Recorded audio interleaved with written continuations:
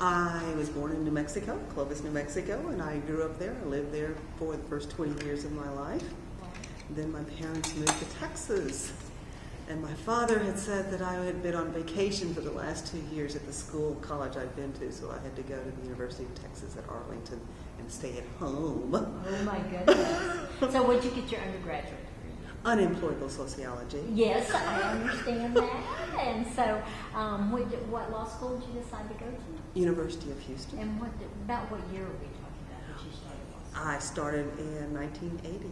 So you kind of came on at that same time where there was a lot of interest by women, but it really wasn't very accepted yet. This was still the closed boy club. In fact, I think it was 79 that the SMU Women's Law School was suing some law firms to get hired. So you were sort of right in following in that. How did you decide that maybe law school was what you wanted to do? I worked as the juvenile specialist when I lived in Wisconsin. And I worked as a juvenile specialist for the governor in Wisconsin at the time. And one day we were at a meeting, and he turned to me and asked me a question about a certain juvenile issue. Then he turned around and asked one of the assistant attorney generals about that, and he took that lawyer's advice.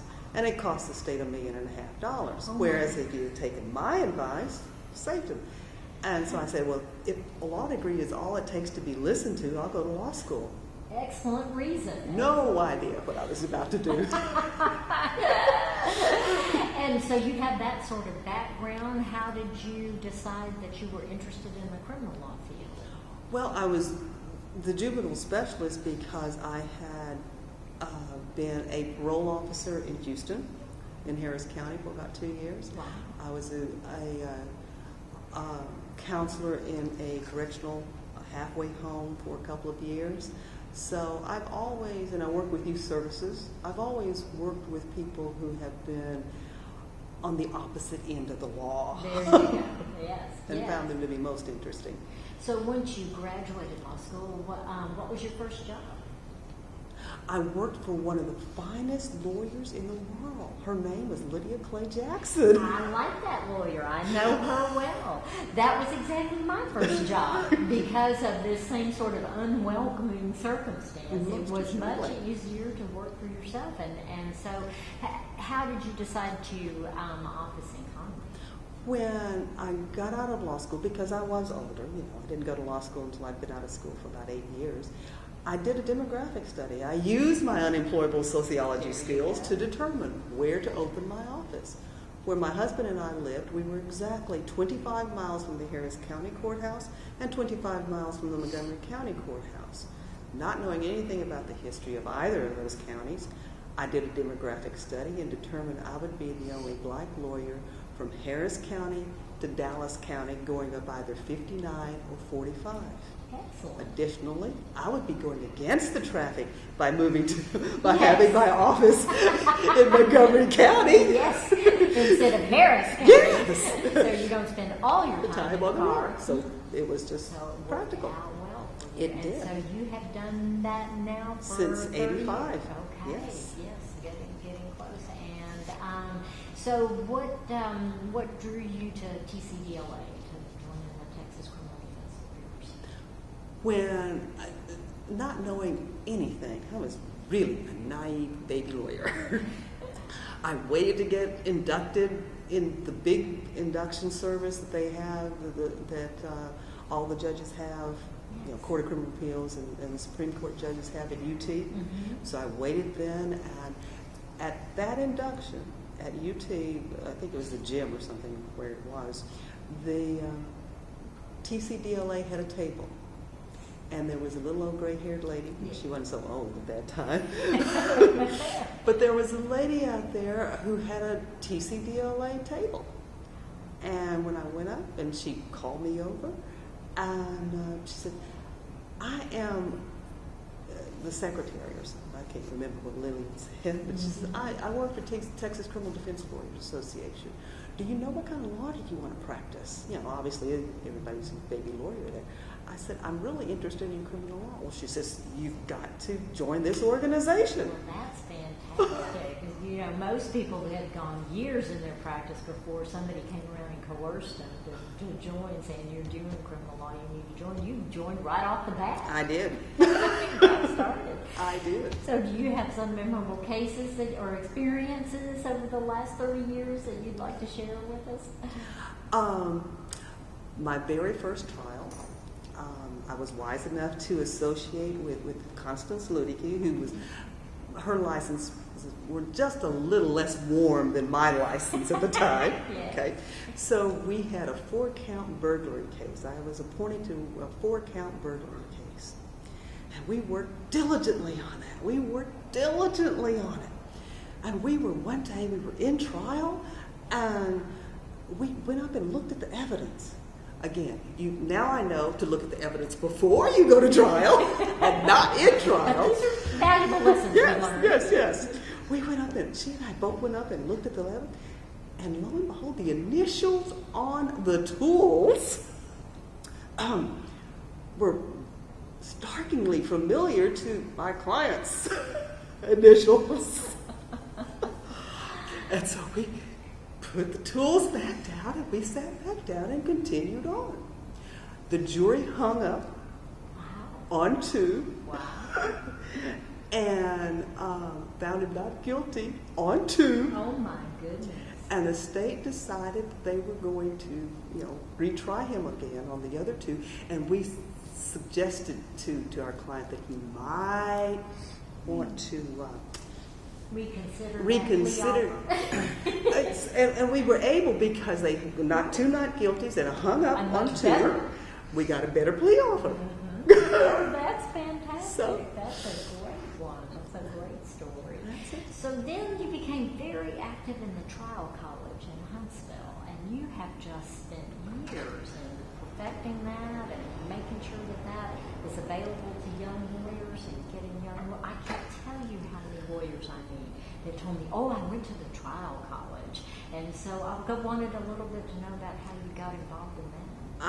I was an alum.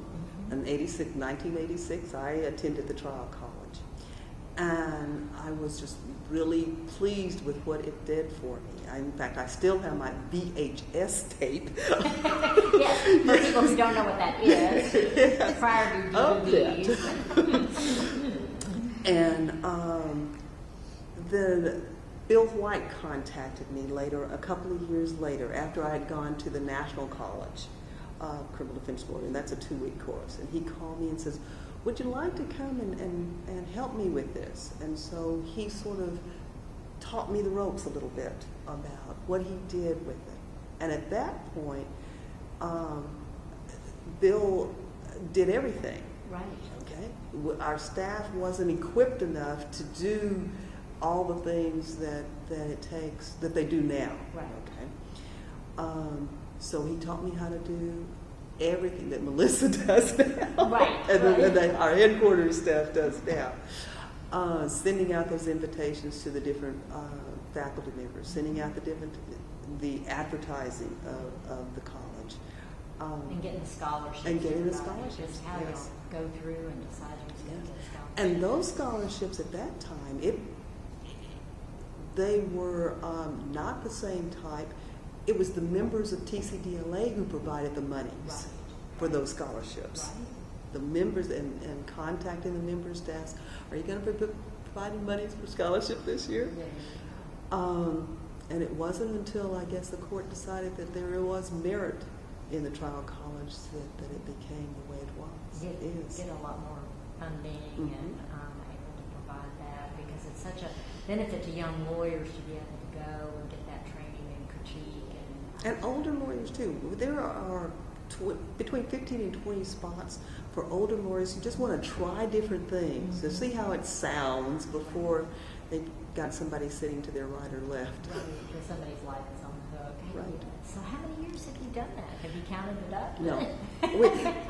Tim and I have both stopped counting how many years we've been doing it. It's just, it's an immeasurably happy experience. It's wonderful that you continue to do that. And then I guess it was about 7 years ago you decided to get onto the officer chain at Texas Criminal Defense Lawyers, not having, I'm sure, any idea how that you have committed 7 years of your life. You're right. To do nothing else but worry and fret and be concerned about PCDLA. And so how did that come about that you decided you wanted to take that next huge commitment and volunteer time? Well, Stanley Schneider and Craig Jeff, both came up to me together. Oh, wow. Okay, and everybody who's viewing this knows how a rare opportunity and a rare experience those two are together when they have a common goal. Yes. Other than, Yes. But they agreed on this, and they came and asked me if I would accept a position if nominated. Oh, that's fantastic. And so then you've spent the last 7 years of your life. Actually, when that happened, they found out that I didn't qualify. I had never been on the board of directors for Texas Criminal Defense Lawyers Association, and that was one of the prerequisites, is that you had to be a member of the board. Even though I had been to almost every board meeting, Yes, yes. I had never been on the board. You've never been elected. Elected to the board. Okay, but you served in other capacities on other of the committees, right? That is The correct. Education Institute and the project, I guess. You'd already been on those, but not the TCDLA The board. board. So what did they do to remedy that? Well, as they both said, well, if you want a bill passed, if you want something passed, you've got to put a name on it. So the Lydia Clay Jackson amendment There we go. I like to the it. bylaws was enacted, where now it is either participation as a board member or substantial participation in TCDLA. Okay, will qualify you to become elected to the officer's chain. So did you have any vision, what you'd like to see at TCDLA, any changes that you feel like that you were interested in accomplishing? What have you done in your 7 years? I hope I can look back, and everyone else can look back on what I've done while I'm an officer's chain, is that I have done everything I possibly can to be more inclusive. All lawyers, rural lawyers, minority lawyers, female lawyers, urban lawyers, including everyone in participating in what we do for the accused and for the convicted. Because, again, as that demographics have changed, more and more women are going to law school, but at the same time, our organization tends to be still heavily weighted male. So I felt like that I saw with you using your appointment power to appoint more women to different positions, asking to make sure that we have plenty of women and minority speakers, because it helps so much in that inclusive. If somebody is looking up and seeing somebody that they can, relate to as one of the speakers, it helps draw more people in. And I really think that for the younger generation, if they don't see someone who looks like them or who is in their same circumstances, then it's not that they don't consider that they can't do it, they just don't consider doing it. Right. Whereas I think with our generation, we just did it. Dare me to not do it. And that, if we can get more of that philosophy in there, just because you don't see somebody doesn't mean you shouldn't do that. Right. But as I said, this generation seems to need someone up there to say, yeah, you can.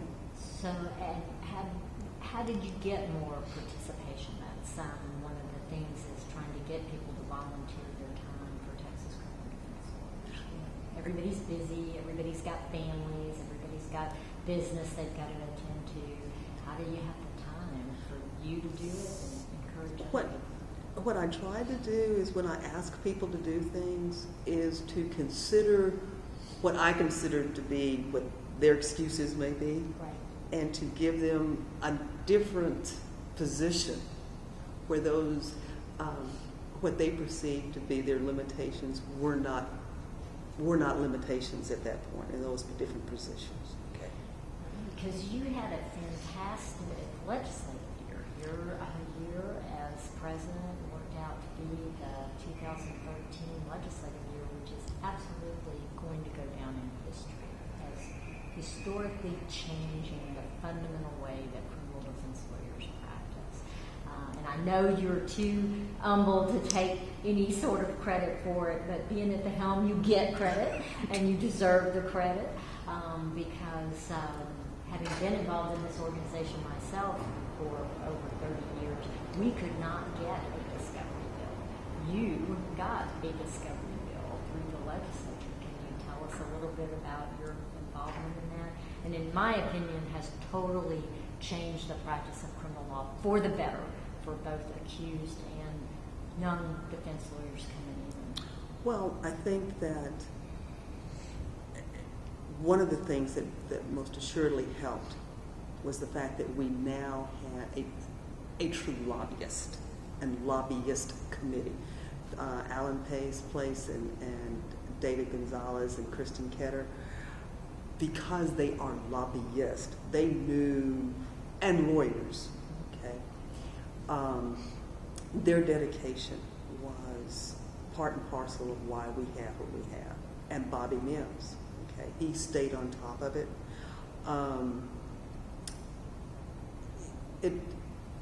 There's a big difference in having a paid lobbyist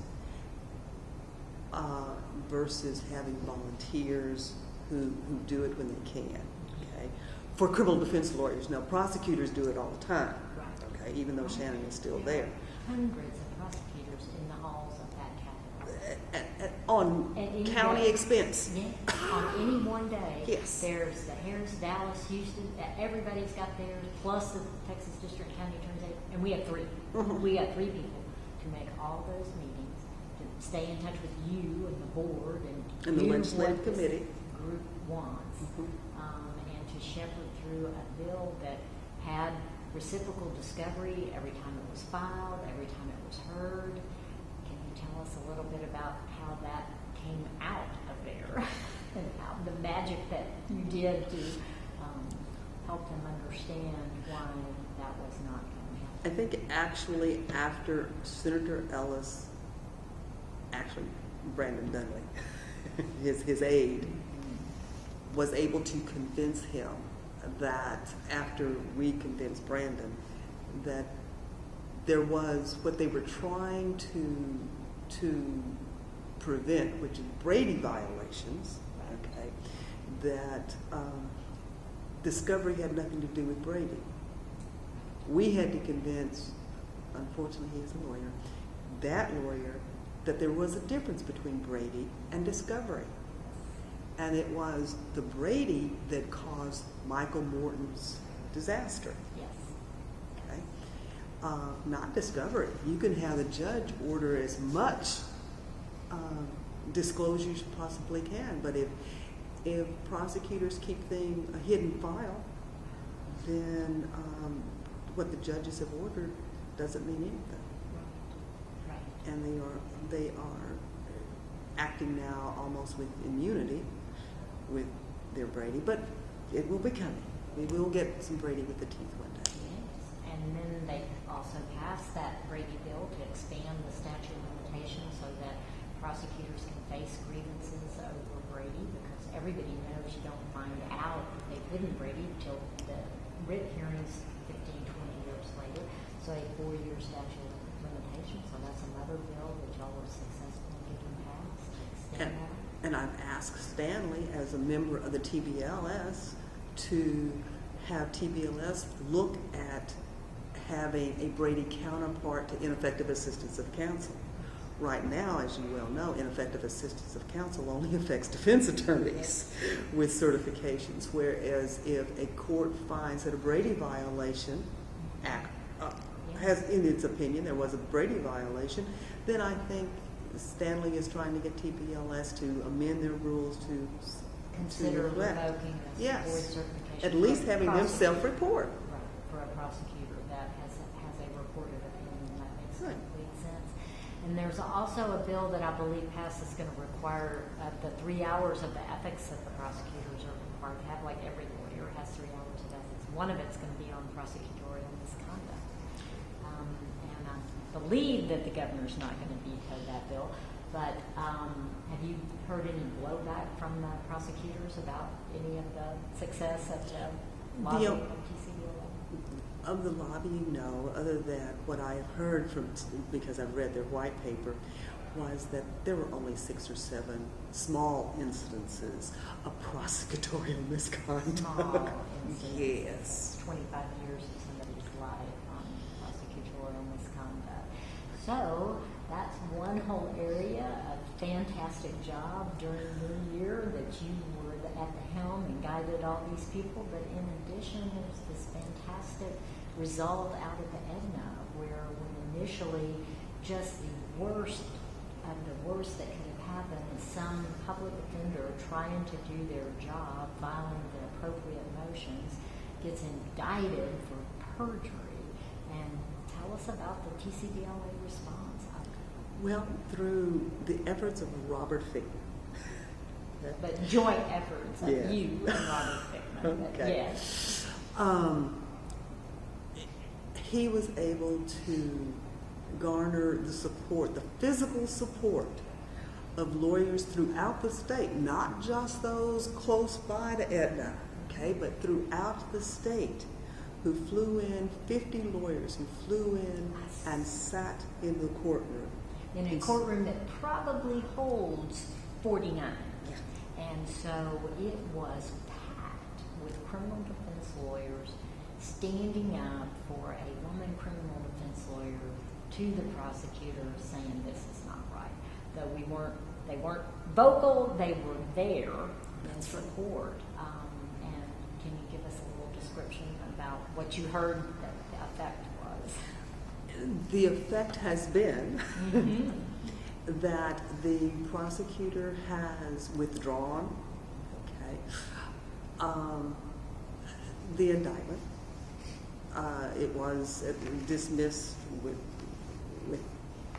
without prejudice, unfortunately. There may be Anna, who was the defense attorney, and her group have withdrawn from the case because of the conflict of interest. Right. Okay, at least they know their ethical duties. Right. And the way it stands right now is that the DA may indict again if he cannot be seen to if he can't be persuaded not to. We still have members, Cynthia Orr and Jerry Goldstein, who are working diligently on getting that particular prosecutor to understand what justice is all about, what 201 is all about. Right. And if there's ever a reason to be a member of Texas Criminal Defense Lawyer, that action to me summed up what our organization is, what we can do.